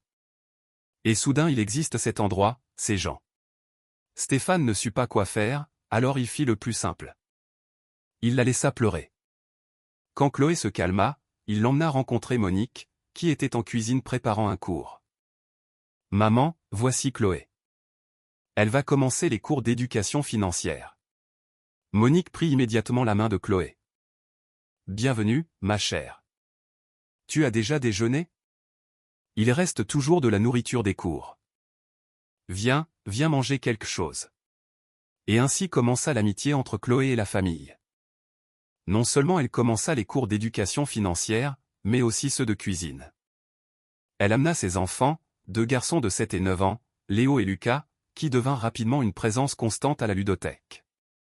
Stéphane commença à remarquer que chaque fois que Chloé était prêt, il souriait plus. Elle avait une façon pratique de voir les choses, un sens de l'humour sec qui le prenait par surprise. « Vous êtes très pareils », commenta Jean-Pierre un jour en observant Stéphane et Chloé discuter et rire de quelque chose. « Qui? Toi et Chloé. »« Papa, ne commence pas. »« Je ne commence rien, j'observe juste. » Mais Jean-Pierre avait raison. Stéphane et Chloé étaient pareils. Tous 2 avaient traversé des divorces récents. Tous 2 reconstruisaient leur vie. Tous 2 découvraient qui ils étaient sans les partenaires qui les avaient définis pendant si longtemps. L'amitié entre eux grandit naturellement. Chloé commença à être bénévole au centre, aidant avec des tâches administratives. Elle avait un talent pour l'organisation que Gustave admettait ne pas avoir. « Tu devrais l'embaucher officiellement, dit-il à Stéphane. Elle a déjà 2 travaux. Elle travaille comme vendeuse le jour et fait des ménages le soir. Et malgré tout, elle trouve du temps pour être bénévole ici. Ça dit quelque chose sur son caractère. Stéphane savait que Gustave avait raison. Chloé était spéciale, mais il était encore effrayé. Son mariage avec Sandrine s'était terminé il y a un peu plus d'1 an. Il n'était pas sûr d'être prêt pour autre chose. Ce fut Monique qui finalement le poussa. « Fils, je peux te donner un conseil non sollicité ? Quand est-ce que ça t'a arrêté ? La vie est trop courte pour marcher avec la peur. Je l'ai presque appris de la pire manière. Si elle te plaît, et je sais qu'elle te plaît, par lui, vois où ça mène. Le pire qui puisse arriver c'est qu'elle te dise non. Ce n'est pas exactement le pire qui puisse arriver. Bon, le pire c'est qu'elle dise non et que ça devienne gênant au centre, mais vous êtes 2 adultes, vous gérerez. » Stéphane rit, mais les mots de sa mère restèrent avec lui. Il lui fallut 2 semaines de plus pour réunir le courage. Un soir, après que tout le monde fut parti et qu'ils fermaient le centre ensemble, Stéphane parla enfin. « Chloé, je peux te demander quelque chose ? » « Bien sûr. Tu aimerais sortir un jour avec moi ? Comme un vrai rendez-vous. Pas juste du travail au centre ou un café rapide. » Chloé arrêta ce qu'elle faisait et le regarda. Pendant un moment qui sembla une éternité, elle ne dit rien. « Je ne sais pas, Stéphane. » Son cœur coula. « C'est bon, je comprends. Non, laisse-moi expliquer. Ce n'est pas que je ne veux pas, je veux beaucoup. Mais j'ai 2 enfants. J'ai 2 dettes non payées du mariage. J'ai beaucoup de bagages. Moi aussi j'ai des bagages. On en a tous. Mais tu es. Tu es Stéphane Salazar. Tu pourrais être avec n'importe qui. Je ne veux pas n'importe qui. Je te veux toi. Si tu veux. Sans pression. On peut aller doucement. » Chloé sourit, et c'était le plus beau sourire que Stéphane avait vu depuis longtemps. « Doucement, ça me paraît bien. » Le premier rendez-vous fut simple. Un dîner dans un restaurant local, rien de très sophistiqué. Ils parlèrent pendant des heures de tout et de rien, de leur vie passée, leurs erreurs, leurs peurs, leurs espoirs. « Tu sais ce que je préfère chez toi, » dit Chloé alors qu'ils partageaient un dessert. « Quoi ? Tu es authentique, tu n'as pas de prétention. Tu sais, tu as de l'argent, mais ce n'est pas ça qui te définit. C'est qui tu es, comment tu traites les gens, comment tu t'impliques. Je n'ai pas toujours été comme ça, admit Stéphane. J'ai passé des années à être exactement l'opposé. Arrogant, déconnecté, concentré uniquement sur l'argent. Mais tu as changé et ça compte. Les gens qui ne changent jamais, qui ne reconnaissent jamais leurs erreurs, ce sont ces personnes qu'il faut éviter. Comme ton ex ? Comme mon ex, confirma TL. Il n'a jamais voulu changer, jamais voulu admettre qu'il avait des problèmes. Pour lui la faute venait toujours des autres. Qu'est-ce qui s'est passé ? Si ça ne te dérange pas d'en parler. Chloé soupira. Il avait une liaison depuis plus d'1 an. Quand je l'ai découvert, il a essayé de rejeter la faute sur moi. Il a dit que je ne lui donnais pas d'attention, que j'étais trop concentré sur les enfants, comme si c'était une excuse. Je suis désolé. Moi aussi. Mais tu sais ce qui est drôle ? Maintenant je vois que c'était la meilleure chose qui pouvait arriver. Rester avec lui aurait été pire. Il ne m'aimait pas vraiment. Peut-être qu'il ne m'a jamais aimé. J'ai ressenti quelque chose de semblable quand j'ai divorcé de Sandrine. Soulagement. Et culpabilité de ressentir du soulagement. La culpabilité part, le soulagement reste. Ils commencèrent à sortir régulièrement, toujours en gardant les choses légères, sans forcer. Chloé présenta ses enfants à Stéphane formellement, non plus seulement comme l'homme du centre, mais comme quelqu'un de spécial pour sa mère. Les enfants étaient timides au début, mais Stéphane avait un don avec les enfants. Peut-être parce qu'il n'en avait jamais eu à lui. Peut-être parce que maintenant il avait une patience qu'il n'avait pas avant. « Tu jouais au foot quand tu étais petit ?» demanda l'aîné, Léo. « Oui, j'ai joué. Je n'étais pas très bon, mais je m'amusais. Tu peux jouer avec nous un jour ? » Stéphane regarda Chloé, qui hocha la tête avec entrain. « Bien sûr. Que dites-vous de samedi prochain ? » Et ainsi, lentement, une nouvelle famille commença à se former. Pas traditionnelle, pas parfaite, mais réelle et pleine de potentiel. Monique et Jean-Pierre adoraient Chloé. Elle visitait la maison de Stéphane fréquemment et avait toujours de longues conversations avec Monique dans la cuisine. « Elle est bien pour toi », dit Monique à Stéphane. « Elle te garde les pieds sur terre. Tu crois que c'est trop tôt ? Ça fait seulement 1 an depuis le divorce. Il n'y a pas de temps correct ou incorrect, Phil. Il existe le moment où tu es prêt. Et je vois que tu es prêt. Mais comme dans toute bonne histoire, il y avait des obstacles à surmonter. L'ex-mari de Chloé, Xavier, commença à causer des problèmes. Il voulait plus de temps avec les enfants, mais n'apparaissait jamais quand c'était son tour. Il faisait des promesses qu'il ne tenait pas. Et quand il a pris pour Stéphane, il devint furieux. « Tu es en train de remplacer leur père » hurla-t-il à Chloé sur le pas de sa porte, assez fort pour que les voisins entendent. Xavier, baisse la voix. Les enfants dorment. Ne me dis pas quoi faire. Tu ne peux pas simplement mettre un étranger riche dans la vie de mes enfants. Ce n'est pas un étranger et il ne s'agit pas d'argent. Il s'agit de quelqu'un qui se soucie vraiment, qui est là, qui tient ce qu'il promet. Tu es en train de dire que je ne me soucie pas ? Je dis que tu as besoin d'être plus présent. Les enfants demandent après toi, t'attendent et tu les déçois toujours. Xavier essaya de discuter, mais il n'avait pas d'argument. Il savait qu'elle avait raison et ça le rendait encore plus furieux. La situation escalada quand Xavier tenta d'intenter une action pour avoir la garde partagée officielle des enfants, chose qu'il n'avait jamais formalisée. Il ne voulait pas vraiment les enfants, il voulait le contrôle. Il voulait punir Chloé.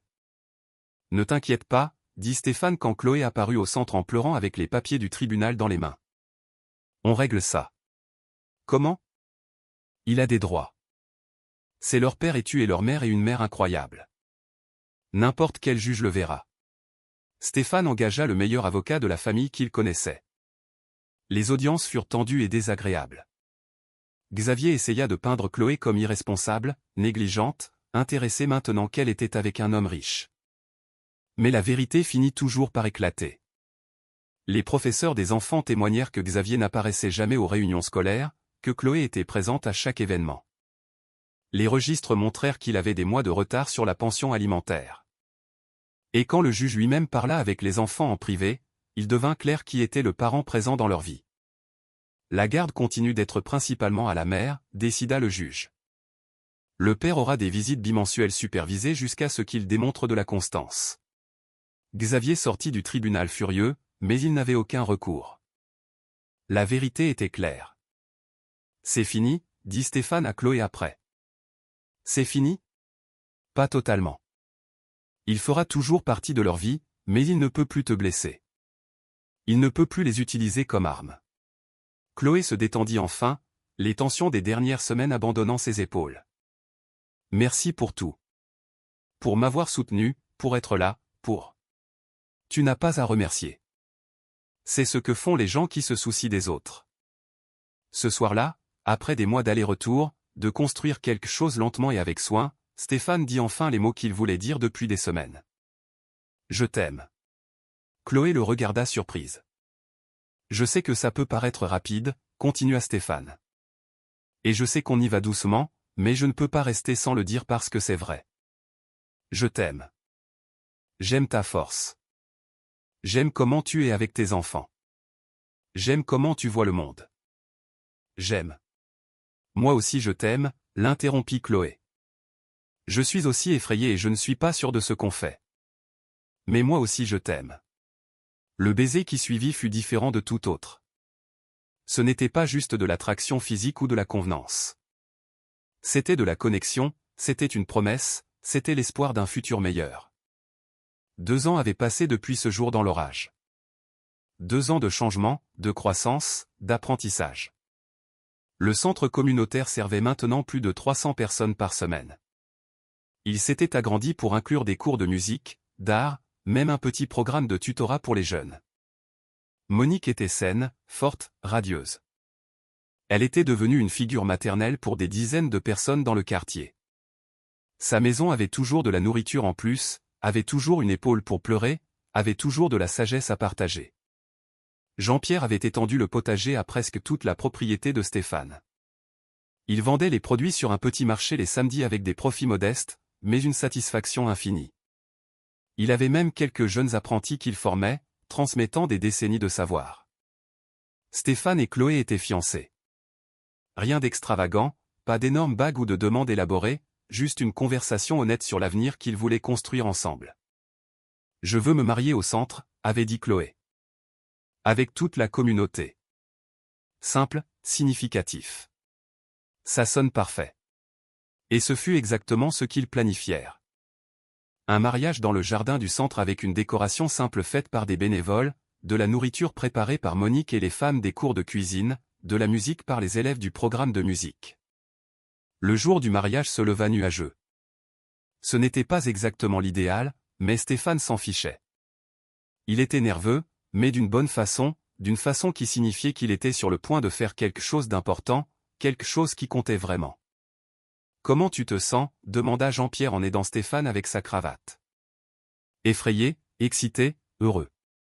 Toutes les bonnes émotions. Alors. Papa, merci. Pourquoi? Pour ne jamais avoir abandonné avec moi. Même quand moi j'ai abandonné avec vous, même quand j'ai été le pire fils du monde.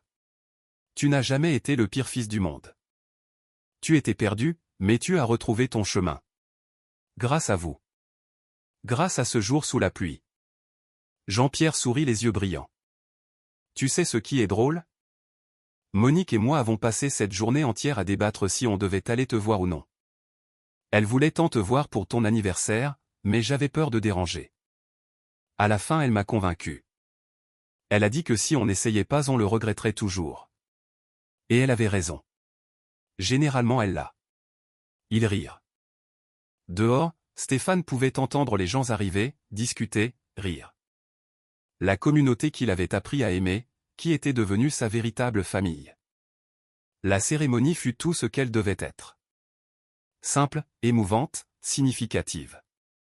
Quand arriva le moment des vœux, Stéphane parla avec le cœur. « Chloé, tu m'as appris que la force vient de bien des formes. Que aimer ne s'agit pas de grands gestes, mais d'être présent dans les petits moments. Que la famille est ce qu'on construit, pas seulement ce avec quoi on est. Je promets d'être toujours présent. Je promets d'être le partenaire que tu mérites, le père que tes enfants méritent. Je promets de ne jamais oublier ce qui compte vraiment. Je promets de t'aimer aujourd'hui et toujours. » Il n'y avait pas un œil sec dans l'assistance. Chloé essuya ses propres larmes avant de commencer. « Stéphane, quand je t'ai connu, j'étais brisé. Pas financièrement, bien que je l'étais aussi, mais brisé à l'intérieur. Je ne croyais plus en l'amour vrai, en un partenariat réel. Tu m'as montré que c'était possible. Pas avec de l'argent ou des cadeaux, mais avec ta présence, avec ton écoute, avec ton souci de l'autre. Tu es le partenaire que j'ai toujours voulu, l'homme que je rêvais qu'il existe mais que je pensais être une fantaisie. Et en plus de tout ça, tu aimes mes enfants pour de vrai. Pas par obligation, mais authentiquement. Ça c'est tout. Je promets d'être ta partenaire en tout. Je promets de construire une vie ensemble qui soit honnête, ouverte, pleine d'amour. Je promets de ne jamais te laisser oublier qui tu es. Un homme bon, généreux, qui fait la différence dans le monde. » Quand ils s'embrassèrent enfin, scellant l'union, la communauté explosa en applaudissements et cris de joie. Léo et Lucas, les enfants de Chloé, coururent embrasser les deux, initiant un câlin collectif qui inclut bientôt Monique, Jean-Pierre, Gustave et des dizaines d'autres. La fête qui suivit fut magique. Il n'y avait pas de groupe cher ou de décoration élaborée, mais il y avait de la musique live faite par les élèves du centre. Il y avait de la danse, des rires, des histoires partagées. Il y avait de la communauté. À un moment, Stéphane se trouva seul avec ses parents, observant la célébration. « Vous avez réussi », dit Monique doucement. « Quoi ? Trouver ce qui compte vraiment. Construire une vie qui a du sens. Seulement parce que vous m'avez montré le chemin. » « Non, » corrigea Jean-Pierre. « On t'a seulement rappelé ce que tu savais déjà. Tu as toujours été cet homme, Stéphane. Tu t'es juste perdu pendant un temps. » Stéphane regarda autour de lui. Chloé dansant avec ses enfants, Gustave discutant avec animation avec d'autres bénévoles du centre, Françoise riant de quelque chose que quelqu'un avait dit. Des dizaines de visages qu'il avait appris à connaître, à aimer. « Vous savez, dit-il lentement. Parfois je pense à ce jour, à la pluie, et je me demande ce qui se serait passé si je n'étais pas passé par cette route. Si je ne vous avais pas vu. Si j'étais arrivé 5 minutes plus tard ou 5 minutes plus tôt. Mais tu es passé, dit Monique, et tu nous as vus et tu t'es arrêté. Parce qu'au fond, Stéphane, tu as toujours été bon, tu t'es toujours soucié. Tu avais juste besoin d'un rappel. Je vous ai presque perdu. J'ai presque perdu tout ce qui compte vraiment. Pourquoi? De l'argent, un statut, des choses qui au final ne signifient rien. Mais tu ne nous as pas perdus, signala Jean-Pierre. Tu es là. Nous sommes là. C'est ça qui compte. Parfois je me sens encore coupable pour toutes ces années. Alors, laisse cette culpabilité te motiver à être meilleur, pas à te paralyser. Monique posa sa main sur le visage de son fils. Tu es meilleur chaque jour. Tu deviens meilleur. À ce moment, Chloé s'approcha en souriant. Tu viens danser avec ta femme. Stéphane prit sa main, laissant ses parents avec un baiser sur le front de chacun. Vas-y, dit Monique. Profite de chaque instant. La vie est trop précieuse pour la gaspiller. Sur la piste de danse improvisée, dans le jardin du centre qu'il avait construit avec amour, Stéphane tournait avec Chloé au son d'une musique jouée par des étudiants locaux. Léo et Lucas jouaient autour d'eux. Monique et Jean-Pierre observaient enlacés. La communauté célébrait. Et Stéphane Salazar, qui avait été un entrepreneur perdu dans une richesse vide, qui s'était oublié lui-même et sa famille dans la quête de toujours plus, qui avait été si aveugle qu'il avait laissé ses propres parents gelés dans un orage. Ce Stéphane-là n'existait plus. À sa place se trouvait un homme qui savait ce qui comptait vraiment. Un homme qui comprenait que la vraie richesse n'est pas sur le compte bancaire, mais dans les relations. Que le succès ne se mesure pas en affaires conclues, mais en vie touchée. Que la famille n'est pas une obligation ou un inconvénient, mais le centre de tout. Tandis que la musique jouait et que la fête continuait, Stéphane regarda le ciel. Des nuages sombres se formaient à l'horizon. Il pourrait pleuvoir de nouveau comme il avait plu ce jour-là il y a 2 ans. Mais cette fois il n'avait pas peur de l'orage. Parce que maintenant il savait.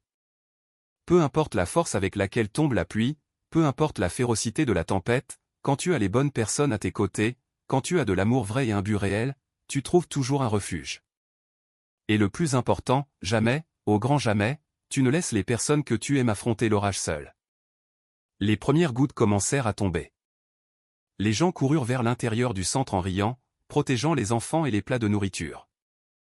Stéphane prit la main de Chloé et, avec Léo et Lucas, courut vers ses parents. « Allez, on y va » cria-t-il en guidant tout le monde vers l'intérieur. Mais avant d'entrer, Stéphane s'arrêta un instant. Il laissa la pluie tomber sur son visage, sentant chaque goutte froide. Il se souvint de ce jour, de ce moment qui avait tout changé, et il remercia. Il remercia pour l'orage, pour la pluie, pour le moment de clarté qui était arrivé presque trop tard, mais qui était arrivé à temps. « Viens, mon amour » appela Chloé depuis la porte. « Tu vas être trempé. » Stéphane sourit et courut vers l'intérieur. Vers sa femme, vers ses beaux enfants, vers ses parents, vers sa communauté, vers sa vie. Vers tout ce qui comptait vraiment.